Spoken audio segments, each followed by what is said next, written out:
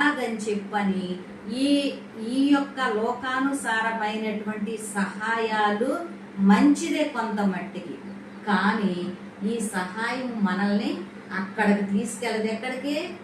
నిత్య జీవానికి తీసుకెళ్ళదు.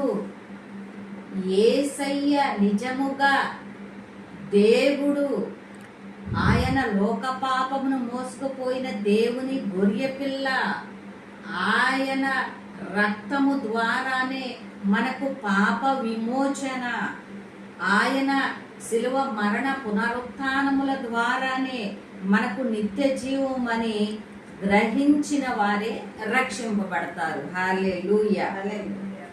ఒక చేతిలో, కుడి చేతిలో యేసయ్యను విశ్వసించాలి, ఎడమ చేతిలో ఇతరులకు సహాయం చేయాలి.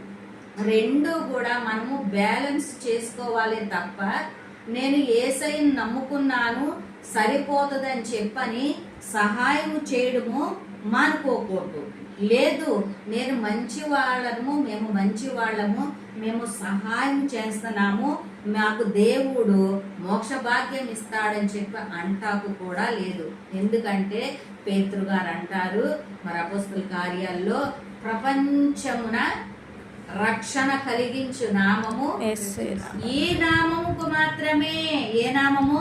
యేసు నామముకు మాత్రమే ఇవ్వబడింది. హల్లెలూయా, హల్లెలూయా. వాడు ఎంత మంచి పనులు చేసినా గాని యేసయ్యను విశ్వసించిన వారికే రక్షణ అని వాక్యం సెలవిస్తుంది. ఇక ఎవరు ఎన్ని మాటలు మాట్లాడుకున్నా అది మేము దేవుడిని నమ్ముకోకపోతే మేము నాశనం అయిపోతామా, మరి నరకానికి వెళ్ళిపోతామని చెప్పని చాలా వాదోపవాదాలు జరుగుతున్నాయి ఇవాళ. అది అనుభవించిన వారికి తెలుస్తుంది తప్ప, చదివి రుచి చూచిన వారికే తెలుస్తుంది తప్ప అది మిగతా వాళ్ళకి తెలియదు.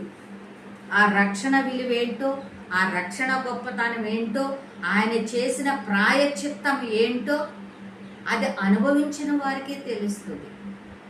అయితే అది ఈయన చేసింది ఇక్కడ లోకానుసారమైంది. అబ్రహాము బిడ్డలైతే ఆయన చేసినట్లు చేస్తారు, అంటే ఈ రీతిలో 18వ అధ్యాయంలో మనం చదువుకున్నది. అయితే అది కొంత మట్టుకు ఎడమ చేయి సహాయము. ఇప్పుడు మనం కుడి చేయి సహాయము యేసయ్య నిమిత్తము మనం ఏం చేయాలో మనం నేర్చుకుందాం. సరేనా?